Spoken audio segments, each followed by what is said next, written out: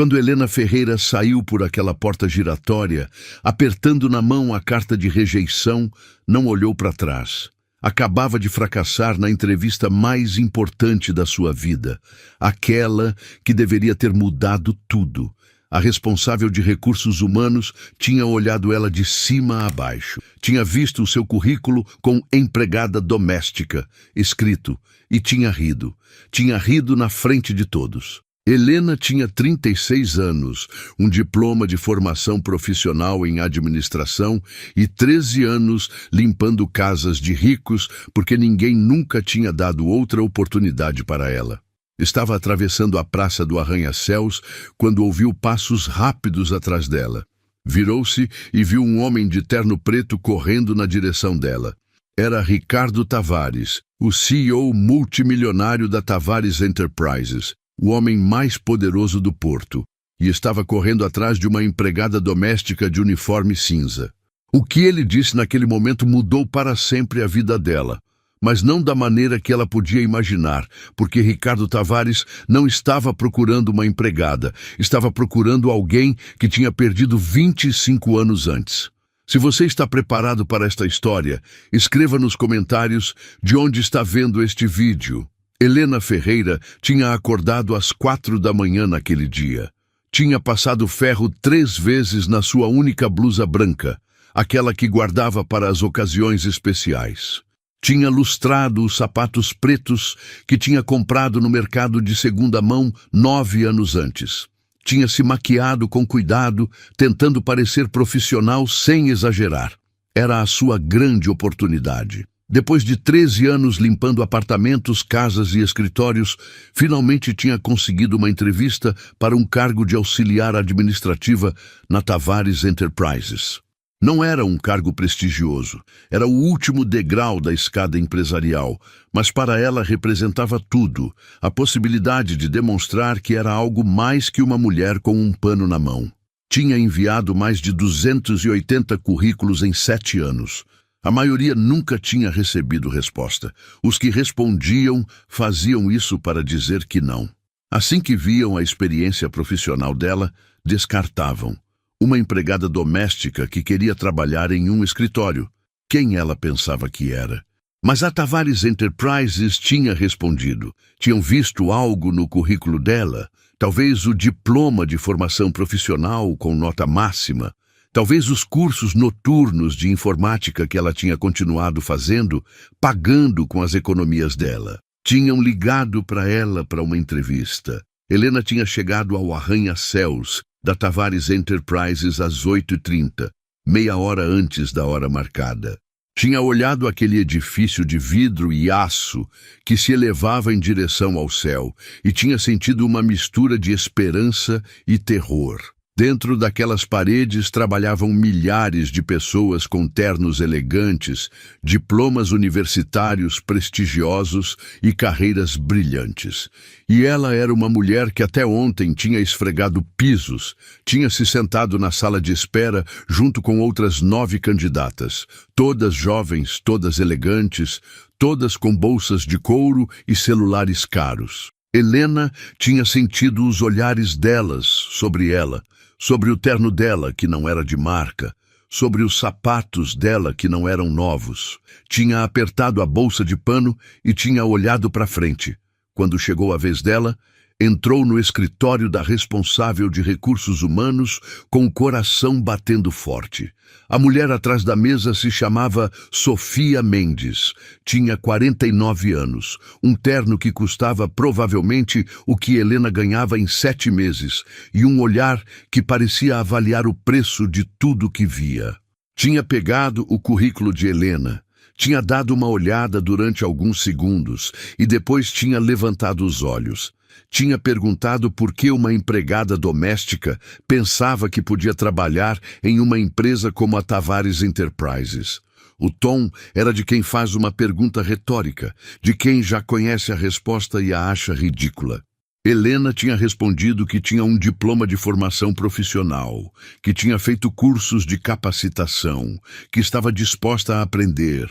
Tinha falado da experiência dela na gestão de despesas domésticas, no planejamento, na organização. Sofia Mendes tinha sorrido, mas não era um sorriso gentil, era o sorriso de quem olha para um inseto e o acha engraçado antes de esmagá-lo. Tinha dito que apreciava a ambição dela, mas que a Tavares Enterprises tinha padrões que contratavam graduados das melhores universidades, não pessoas que até ontem esfregavam pisos, que talvez ela devesse procurar algo mais adequado ao perfil dela, uma empresa de limpeza, talvez. Depois, tinha feito algo ainda pior. Tinha se virado para a assistente dela, que estava presente na sala, e tinha perguntado se precisavam de alguém para a limpeza. Tinha dito isso com um sorriso, como se fosse uma piada engraçada. A assistente tinha rido nervosamente e Helena tinha sentido o mundo desabar sobre ela. 13 anos de sacrifícios, de economias, de cursos noturnos, de esperanças. 13 anos reduzidos a uma piada. 13 anos apagados por uma mulher que nunca tinha esfregado um piso na vida dela. Helena tinha sentido o sangue subir para o rosto. Tinha querido responder, se defender, mas as palavras tinham morrido na garganta dela. Só tinha olhado para aquela mulher que a julgava sem conhecer ela, que a reduzia a um ofício sem ver a pessoa. Sofia Mendes tinha pegado uma folha, tinha escrito algo e tinha entregado para ela. Era uma carta de rejeição padrão. Agradeciam o interesse dela, mas tinham decidido continuar com outros candidatos. Helena tinha pegado com mãos que não tremiam. Não daria para aquela mulher a satisfação de vê-la desmoronar. Tinha se levantado, tinha agradecido educadamente e tinha ido embora.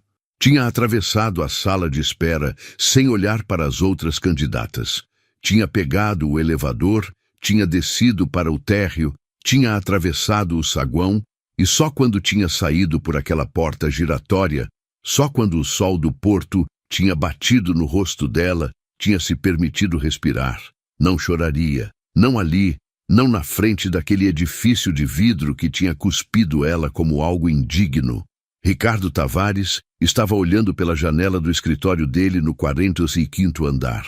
Aos 59 anos era um dos homens mais ricos de Portugal. Tinha construído a Tavares Enterprises, partindo do zero, transformando uma pequena empresa de importação e exportação em um gigante de 17 bilhões de euros de faturamento. Possuía casas em 9 países, uma coleção de arte que valia mais do que a maioria das pessoas ganhava em toda a vida e o respeito de qualquer um que contasse algo no mundo dos negócios. Mas Ricardo Tavares não era feliz.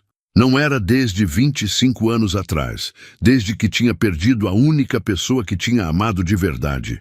A irmã dele, Isabela, 15 anos mais nova que ele, tinha desaparecido sem deixar rastro. Tinham crescido juntos, órfãos de ambos os pais, em um orfanato nos arredores de Coimbra. Tinham prometido que sempre estariam unidos, que enfrentariam o mundo juntos. E depois, um dia, Isabela tinha desaparecido. Ela tinha 22 anos, ele 37. Ninguém sabia o que tinha acontecido com ela. Ricardo tinha gastado milhões em investigadores particulares, tinha movido todos os contatos dele, tinha oferecido recompensas astronômicas por qualquer informação. Nada. Isabela tinha se evaporado como se nunca tivesse existido. Naquele dia, Ricardo estava no escritório dele para uma reunião que não interessava a ele. Estava olhando pela janela, pensando em Isabela como fazia sempre quando se sentia sozinho, quando algo chamou a atenção dele. Uma mulher estava atravessando a praça lá embaixo, usava um uniforme cinza de empregada doméstica e apertava um papel na mão. Caminhava com a cabeça erguida, apesar de tudo, com uma dignidade que se via mesmo de 45 andares de distância. Ricardo sentiu algo apertar o coração dele. Não era Isabela, sabia isso racionalmente. Isabela teria agora 59 anos, não 30 e poucos, mas tinha algo naquela mulher, na maneira que ela caminhava, na maneira que ela mantinha a cabeça erguida mesmo na derrota. Então viu ela se virar por um segundo e viu o perfil dela. O coração de Ricardo parou. Aquele perfil, aquela linha do nariz, aquela curva do maxilar era impossível. Era absurdo.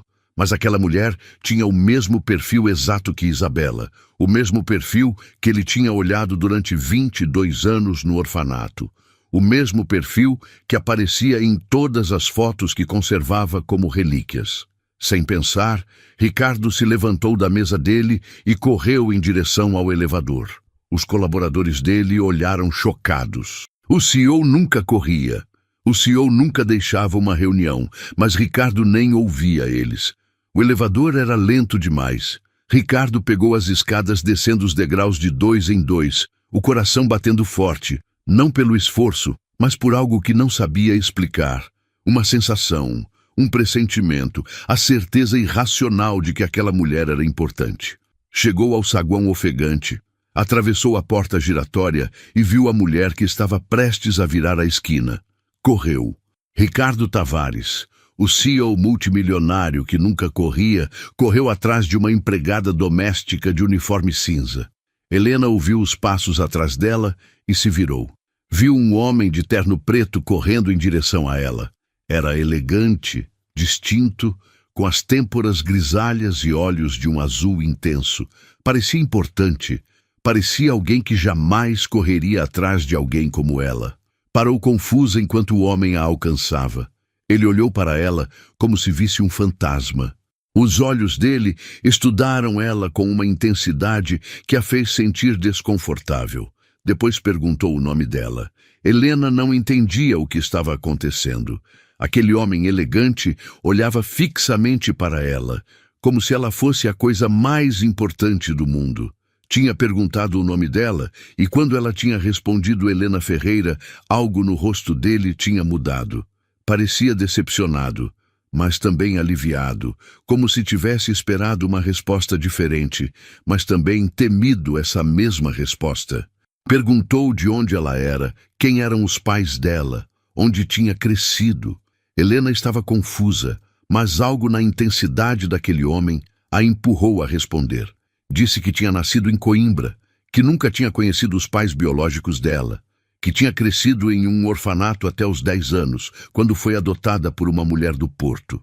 Ricardo sentiu as pernas falharem. Coimbra, orfanato, idade correta. Perguntou o nome do orfanato. E quando ela respondeu Nossa Senhora da Esperança, Ricardo teve que se apoiar na parede para não cair. Era o mesmo orfanato onde ele e Isabela tinham crescido.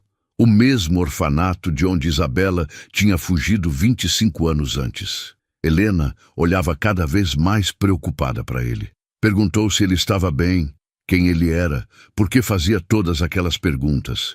Ricardo respirou fundo. Disse que se chamava Ricardo Tavares e que era o CEO da Tavares Enterprises. Viu os olhos dela se abrirem de surpresa. Viu que ela tinha entendido quem ele era, mas também disse que não era por isso que tinha perseguido ela. Perguntou se ela já tinha ouvido falar de uma mulher chamada Isabela Tavares. Uma mulher que deveria ter uns 59 anos, com olhos verdes e uma marca de nascença em forma de meia-lua atrás da orelha esquerda.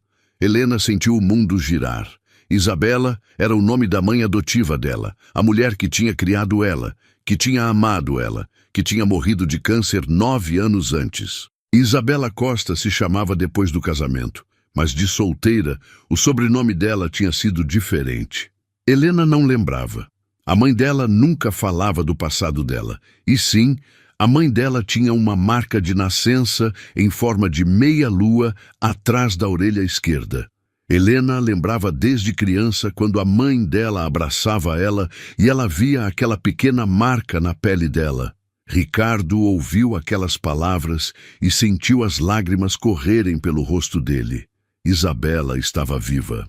Tinha estado viva durante todos aqueles anos. Tinha adotado uma menina, tinha criado ela, tinha amado ela e ele nunca tinha encontrado ela porque ela tinha mudado de nome, tinha se escondido da vida que tinha deixado.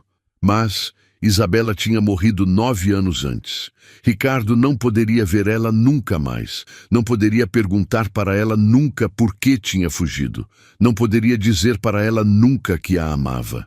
Helena olhava para aquele homem poderoso que chorava na frente dela, no meio de uma calçada do porto, e tentava entender. Ricardo explicou tudo. Contou sobre o orfanato, a promessa que ele e Isabela tinham feito, o desaparecimento repentino dela. Contou os anos passados procurando ela, as noites de insônia, o vazio que sempre tinha sentido. E depois disse o mais importante. Isabela não era só a mãe adotiva de Helena. Se o que Helena dizia era verdade, se Isabela tinha adotado ela do orfanato Nossa Senhora da Esperança quando ela tinha 10 anos, então havia uma possibilidade de que Helena fosse a filha que Isabela tinha tido antes de fugir. Uma filha da qual Ricardo nunca tinha sabido nada. O teste de DNA confirmou tudo. Helena Ferreira era a filha biológica de Isabela Tavares, nascida quando Isabela tinha 21 anos e entregue para a adoção antes mesmo de sair do hospital. Isabela tinha ficado no orfanato mais 4 anos, atormentada pela culpa, antes de fugir para tentar recuperar a filha dela. Ricardo reconstruiu a história peça por peça, falando com antigos funcionários do orfanato, consultando arquivos empoeirados, pagando especialistas para encontrar documentos que ninguém nunca tinha procurado. Isabela tinha descoberto que estava grávida aos 20 anos. O pai era um rapaz do orfanato, um que tinha sido transferido pouco depois e do qual ela tinha perdido o contato. As freiras tinham obrigado Isabela a levar a gravidez adiante em segredo, escondendo ela dos outros meninos, incluindo Ricardo. Quando a menina nasceu, tinham dado ela para adoção, sem que Isabela pudesse nem segurar ela nos braços. Isabela nunca tinha dito nada para Ricardo porque tinha vergonha de ter ficado grávida tão jovem, de não ter sido forte o suficiente para ficar com a filha dela, de ter fracassado como mãe antes mesmo de começar. Quando fugiu do orfanato, Isabela tinha passado anos procurando a menina dela. Tinha mudado de nome para escapar das freiras que procuravam ela. Tinha trabalhado como empregada doméstica para sobreviver. Tinha economizado cada centavo para pagar investigadores particulares e, no final, tinha encontrado ela. A menina tinha sido adotada por um casal do Porto que tinha dado o nome de Helena para ela. Isabela tinha observado a filha dela de longe durante meses, sem saber se tinha direito de entrar na vida dela. Mas então o casal tinha morrido em um acidente de carro, e Helena, com 10 anos, tinha voltado para o orfanato. Isabela não tinha hesitado. Tinha solicitado adotar ela. Tinha mentido sobre a idade e o passado dela. Tinha feito tudo o que era necessário para recuperar a filha dela, e tinha conseguido. Helena chorou quando Ricardo contou tudo isso para ela. Chorou durante horas, sentada no escritório de Ricardo, enquanto ele segurava a mão dela em silêncio. Chorou pela mãe que nunca tinha conhecido de verdade. Chorou pela mulher que tinha renunciado a tudo para encontrar ela. Chorou pelos anos que poderiam ter passado juntas, se só Isabela tivesse tido a coragem de dizer a verdade. Mas, acima de tudo, chorou porque finalmente entendia. Entendia porque a mãe dela olhava para ela daquela maneira, com um amor tão intenso que às vezes parecia doloroso. Entendia porque a mãe dela nunca tinha dito não para ela, porque sempre tinha colocado Helena na frente de tudo, porque tinha trabalhado até a exaustão para dar para ela tudo o que podia. Isabela não estava só criando uma filha, estava reparando um erro. Estava recuperando o tempo perdido. Estava amando com a força de 25 anos de arrependimento. A mãe dela não só tinha adotado ela, tinha procurado ela durante anos. Tinha arriscado tudo para encontrar ela. Tinha dedicado a vida dela para criar ela. O amor que Helena sempre tinha sentido da mãe dela não era só amor maternal, era o amor de uma mulher que tinha cometido um erro jovem e tinha passado o resto da vida dela consertando isso. Nos dias seguintes, Ricardo e Helena passaram horas juntos.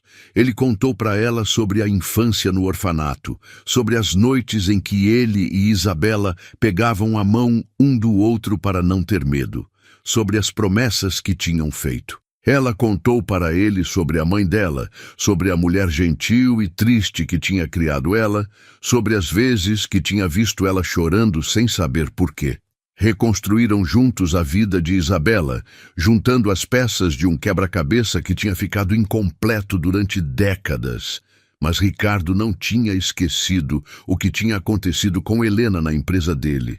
Uma tarde pediu para ela contar sobre a entrevista. Helena hesitou. Não queria parecer uma vítima. Não queria que o tio dela pensasse que estava procurando favores, mas Ricardo insistiu e, no final, ela contou tudo. A risada de Sofia Mendes, as palavras humilhantes, o olhar de desprezo. Ricardo escutou em silêncio, mas os olhos dele ficaram frios como gelo. No dia seguinte, convocou uma reunião com todo o Departamento de Recursos Humanos. Ninguém sabia do que se tratava. Sofia Mendes entrou na sala de conferências com o sorriso seguro de sempre dela, convencida de que se tratava de um assunto rotineiro. Ricardo falou durante 1 hora. Falou sobre os valores da Tavares Enterprises, sobre o respeito que cada funcionário merecia, sobre a diferença entre selecionar candidatos e humilhar eles. Nunca mencionou o nome de Helena, nunca fez referência a um caso específico, mas todos entenderam. No final da reunião, Ricardo anunciou que supervisionaria pessoalmente alguns processos de seleção nos próximos meses. Queria ver como as coisas funcionavam. Queria ter certeza de que os candidatos fossem tratados com dignidade. Sofia Mendes estava pálida como um fantasma. 5 semanas depois, durante uma sessão de entrevistas que Ricardo assistia, Sofia cometeu o erro de tratar um candidato com o mesmo desprezo que tinha mostrado para Helena. Ricardo a interrompeu na frente de todos. Perguntou se ela achava que a roupa de um candidato era mais importante que as competências dele. Perguntou se ela acreditava que a origem social de uma pessoa determinava o valor dela. Sofia gaguejou desculpas. Tentou se justificar, mas Ricardo já não escutava ela. Disse que a Tavares Enterprises não precisava de pessoas que julgavam os outros pela aparência. Disse que a demissão dela seria bem-vinda. Sofia Mendes deixou a empresa 2 semanas depois, oficialmente por motivos pessoais. Na realidade, todos sabiam a verdade. Helena ficou sabendo do que tinha acontecido e foi ver Ricardo. Disse para ele que não deveria ter feito isso, que ela não queria vingança, que só queria seguir em frente com a vida dela.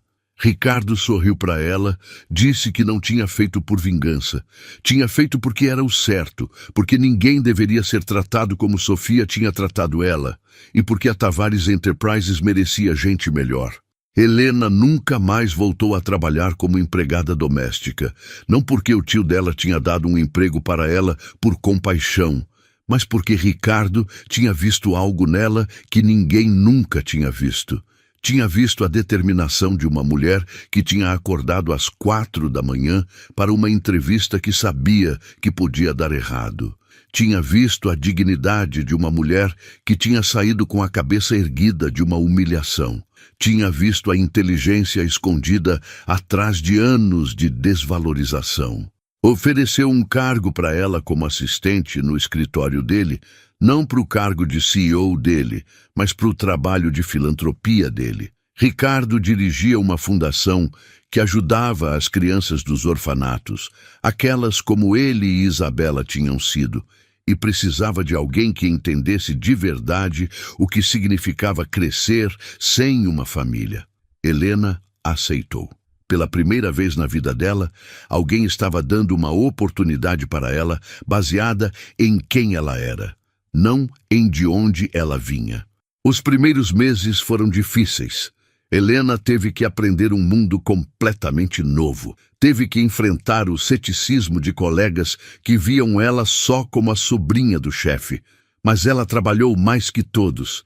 Chegava antes e ia embora depois. Estudava cada documento, aprendia cada procedimento, demonstrava cada dia que merecia estar ali. Depois de 1 ano e meio, ninguém duvidava mais do valor dela. Helena tinha transformado a fundação, tinha tornado ela mais eficiente, tinha conectado ela com as realidades que importavam, falava com as crianças dos orfanatos com uma empatia que ninguém mais possuía, porque ela sabia o que significava estar no lugar delas. Ricardo olhava para ela com um orgulho que nunca tinha sentido. Via nela o melhor de Isabela. A gentileza, a determinação, a capacidade de amar apesar de tudo. Mas também via algo único, algo que era só de Helena, a força de quem teve que lutar por cada coisa e nunca deixou de acreditar.